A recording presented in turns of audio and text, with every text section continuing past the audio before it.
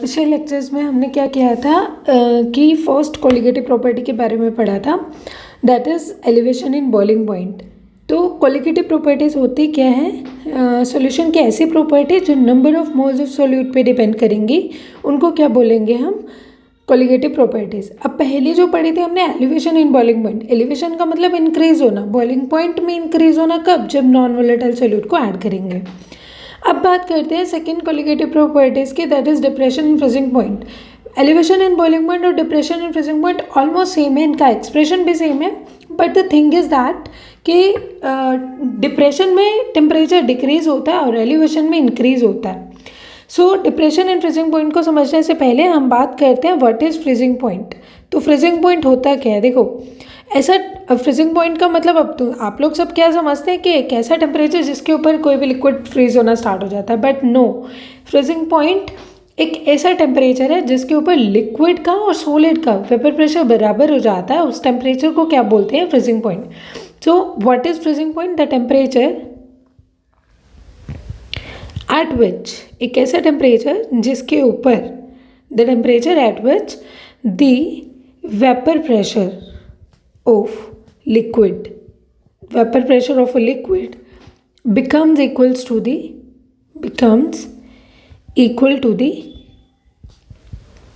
vapor pressure of solid। Vapour pressure liquid का solid के बराबर हो जाएगा, उसको क्या कहेंगे, फ्रीजिंग पॉइंट। अब बात करते हैं कि फ्रीजिंग पॉइंट में डिप्रेशन आता कैसे है। देखो हमने क्या किया, पहले एक बेकर लिया, उसमें हमने क्या किया, प्योर सॉल्वेंट ले लिया। ये हमारे पास क्या है, प्योर सॉल्वेंट। सॉल्वेंट को मैं ए से डिनोट करूँगी और सोल्यूट को मैं बी से डिनोट करूँगी। यहाँ पर मैं लिख देती हूँ नोटेशन, सोल्यूट को किससे डिनोट कर रही हूँ मैं, बी से, और सॉल्वेंट को किससे डिनोट कर रही हूँ मैं, ए से। ये हमारे पास ए जो है सॉल्वेंट है, और ये सॉल्वेंट जो है हमारे पास प्योर सॉल्वेंट है, यानी वोलेटाइल है।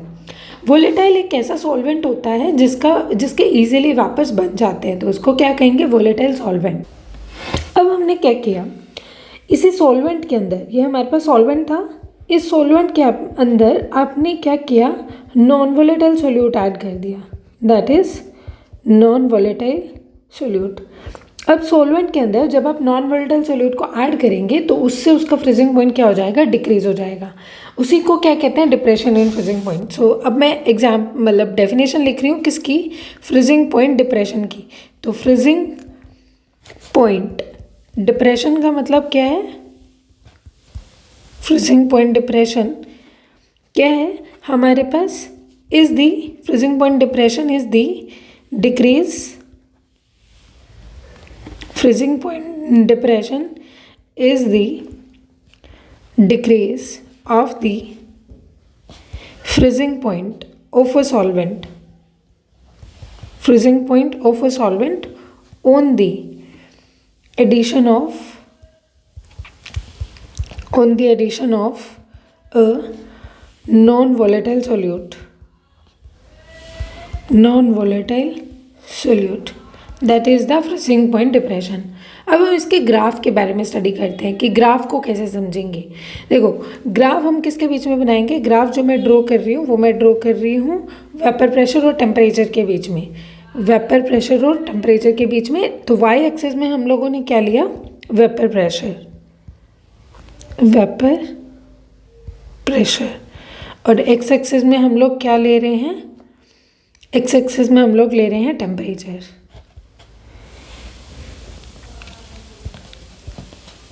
देखो कैसे ड्रॉ करेंगे अब हम ग्राफ।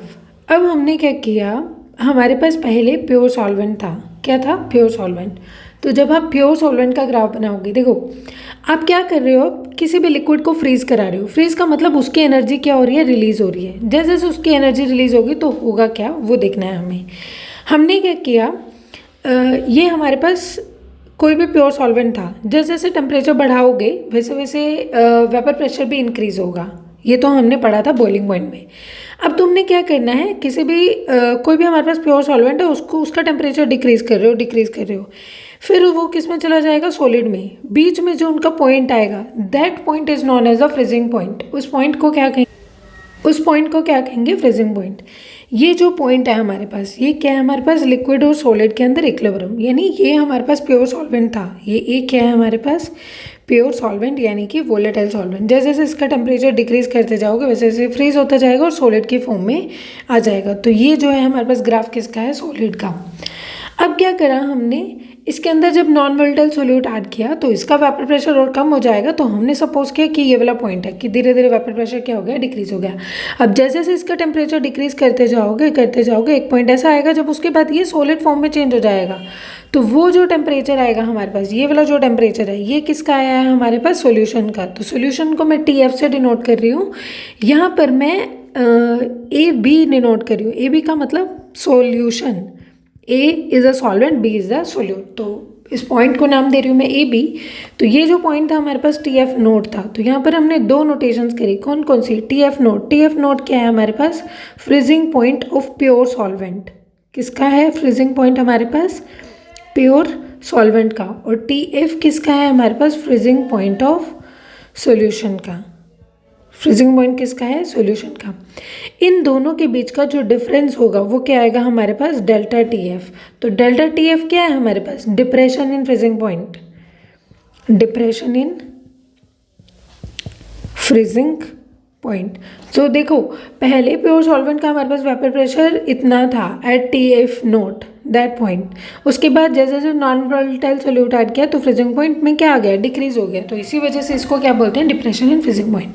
अब देखो जो डेल्टा TF है वो डायरेक्टली प्रोपोर्शनल है मोलैलिटी के। Why we choose molality concentration term, क्योंकि देखो आप लोग क्या कर रहे हो, सोल्यूट को सॉल्वेंट के अंदर ऐड कर रहे हो, तो मोलैलिटी ही एक ऐसी कॉन्सेंट्रेशन टर्म है जिसके अंदर number of moles of solute हम डिसॉल्व करते हैं सॉल्वेंट के अंदर। तो delta TF is directly proportional to the molality. Directly proportional to को हटाओगे तो कांस्टेंट यूज करोगे, that constant is known as the KF। Into में क्या आ जाएगा, M। Elevation in boiling point में क्या डिनोट किया था, KB, यहाँ क्या डिनोट करेंगे, KF। वेयर KF क्या है हमारे पास, molal depression constant, molal depression constant. और तो यहाँ से अगर आपको KF की वैल्यू निकालनी है तो डेल्टा TF बाय में M इज इक्वल्स टू क्या आ जाएगा, KF। तो KF की अगर आपको यूनिट निकालनी है तो केल्विन, मोलैलिटी की यूनिट क्या होती है, मोल पर kg। तो इसको अगर आप लेके जाओगे तो केल्विन kg पर मोल।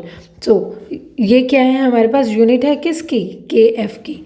KF को हम एक और नाम भी दे सकते हैं जिसका नाम है cryoscopic constant, cryoscopic constant. Elevation in boiling point में क्या नाम देते थे, इलियोस्कोपिक कांस्टेंट, और KF क्या है हमारे पास, क्रायोस्कोपिक कांस्टेंट। उसके बाद आता है हमें, अगर आपने सपोज करो KF को डिनोट करना है, KF की डेफिनेशन को लिखना है, तो कैसे लिखोगे, delta TF is equal to KF into M होता है। तो जब भी आप किसी भी कांस्टेंट को डिफाइन करते हो तो बाकी जितने भी टर्म्स होती हैं उनको यूनिट ही कर दिया करो। तो KF क्या हो जाएगा हमारे पास, molal depression constant is equals to the depression in freezing point when molality of the solution is taken to be unity. तो यहाँ से अगर आपको KF की डेफिनेशन लिखनी है तो क्या लिखोगे, KF की definition, molal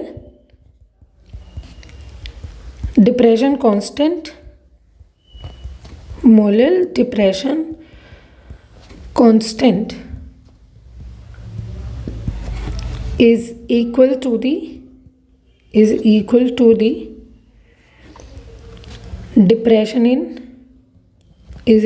the depression in freezing point when molality